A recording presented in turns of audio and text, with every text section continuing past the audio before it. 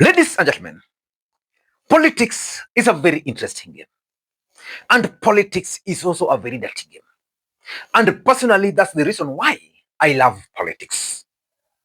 Boni Khalwale has urged William Samoei Arap Ruto, the President of the Republic of Kenya, and Raila Odinga to include Rigathi Gachagua, the impeached Rigathi Gachagua, as part of the broad-based government. Boni Khalwale is not your ordinary politician. Boni Khalwale is the majority whip at the Senate. Rigathi Gachagua was impeached at the Senate. The person who played a leading role in mobilizing the MPs to remove Rigathi Gachagua was none other than Boni Khalwale at the Senate. Thank you, Mr. Speaker. Mr. Speaker, the position of the Deputy President of Kenya is very high. It is a very high calling. And therefore, Mr. Speaker, as we make a decision on the Deputy President of Kenya, I want to remind him that of those to whom more is given, indeed, more is expected of them.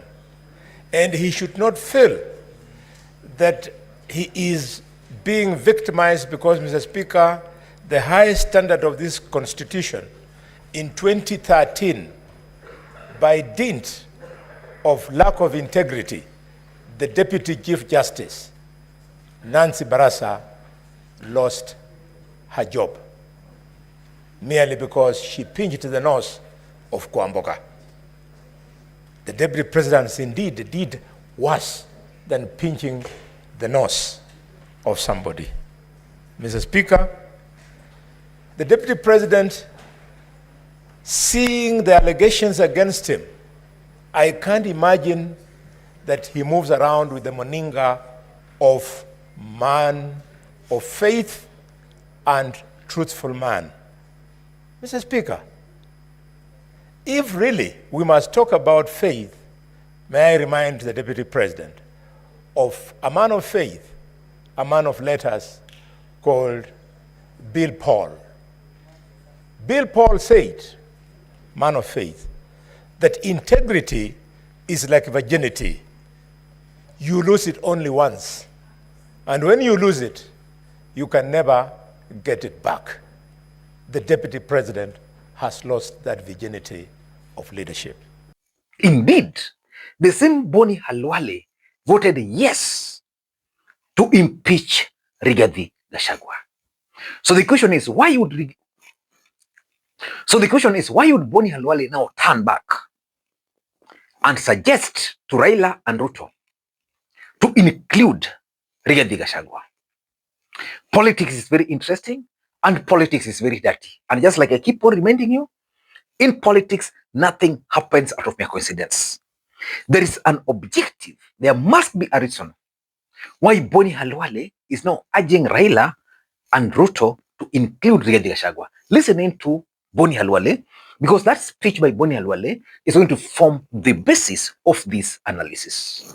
Mheshimiwa Raila, na nia yako, Mheshimiwa President, ilikuwa kwamba mnataka Wakenya wote muweke pamoja wawe kitu kimoja. Ningependa kumwambia Rais na Raila kwamba walio wanasema mahala penye nyuki hutengenezea asali. Kwa hiyo kitu inaitwa beehive. Walio wanasema wakati asali inaiva, huwa inaiva pembe zote. Upande huu Raila asali, upande huu Ruto asali. And if indeed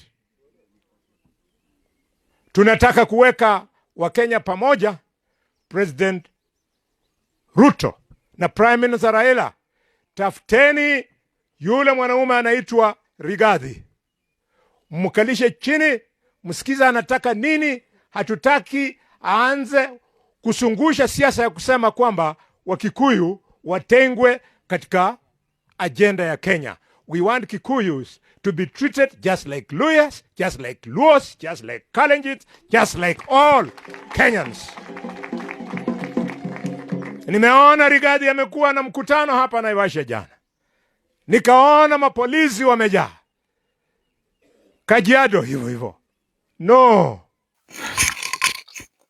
Ladies and gentlemen, that is the bullfighter, Boni Khalwale, a man who led in mobilizing the senators in his capacity as majority whip at the Senate, because after the MPs voted to impeach Rigathi Gachagua overwhelmingly, it was expected that certain senators were going to save Rigathi Gachagua. For example, in Kakamega, we know that Salasia Peter did not vote to impeach Rigathi. So for him, he has all the rights. But Boni Khalwale voted to impeach Rigathi Gachagua. Why would he now change? Before we get into all those details, for those who are watching this channel for the first time, please take a second or two, click that subscribe button so that next time we produce a video like this, YouTube will automatically notify you.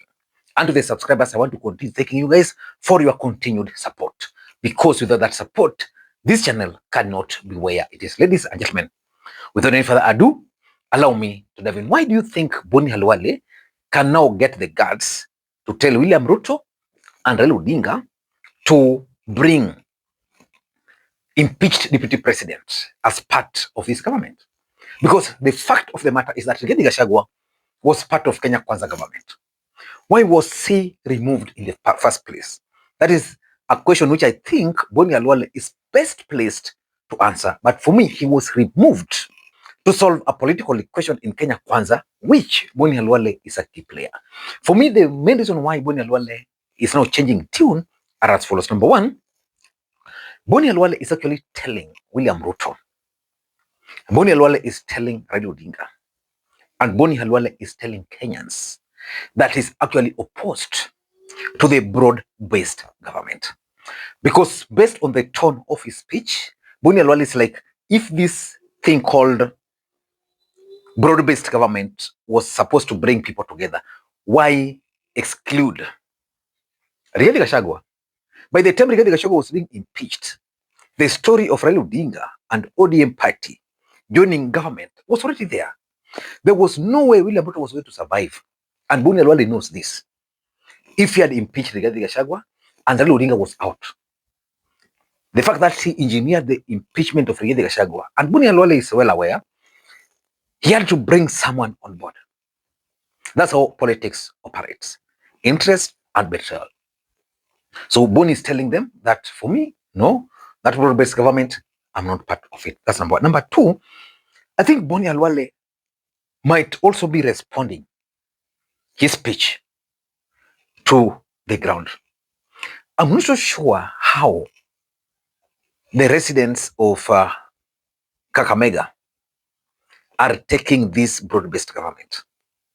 Are they receptive to it or are they opposed to it? I know, for example, most of Raila Odinga supporters are not yet embracing this broad-based government because according to them, this was the best chance for Raila Odinga. But now Raila Odinga is part of it. I don't know how Western is. Because Boni Khalwale is someone who can easily smell the mood of the ground. I want to assume that the mood in Kakamega does not really favor the broad-based government. And that's why Boni Khalwale got the guts to actually send that message to Raila and Ruto. Number three, and for me this is very critical, Boni Khalwale wants to become the governor for Kakamega. Before the broad-based government, it was very obvious that Kenya Kwanza became very unpopular on the ground in Kakamega. The governor for Kakamega had fallen out with ODM members. He had gone to William Ruto before them. Oparanya and the governor were fighting. So Boni Khalwale had positioned himself to be the ODM candidate. The fact is, Oparanya had promised Boni Khalwale that the governor, Baraza, was going to be kicked out.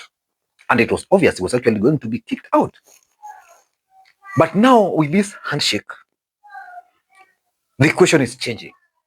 ODM might retain Baraza as their candidate, which means Boni Khalwale can no longer be ODM candidate for Kakamega. He must get an option. And I'm seeing Boni Khalwale's game plan. Boni Khalwale's game plan, in my view, is simple. He wants to appeal to Rigathi Gachagua. Rigathi Gachagua has the support of Malala in Kakamega. Then Boni Khalwale is going to negotiate with Malala. In 2022, I was the running mate. I was the senatorial candidate. You are the gubernatorial candidate. You lost. This time round, let me be the senatorial candidate. You become the gubernatorial candidate. That's simple. That combination can easily defeat Baraza because Baraza is not doing well on the ground. So the other things we are reading from Boni Khalwale are just excuses. Number 4, and this is also true, Boni Khalwale is being ignored in Kakamega and at the national level. Otherwise, how do you explain the fact that Cleophas Malala came from nowhere and rose to become the Secretary General of ANC Party? And the fact that he's being ignored, he's raising his stakes, both in Kenya Kwanza and elsewhere. And we all know that Boni Khalwale is not a pushover. So I know after that statement, a lot of things are going to happen. Let us wait and see. Was Boni Khalwale present when William Ruto met with Luhya leaders at State House the other day? Was he part of that team? I don't remember seeing him there. And why do you think he was not part of that team? In case I need to go back and confirm. But I know he was not loud about that State House meeting. Yeah, so ladies and gentlemen, until next time, this is Lee Makwiny. Bye-bye.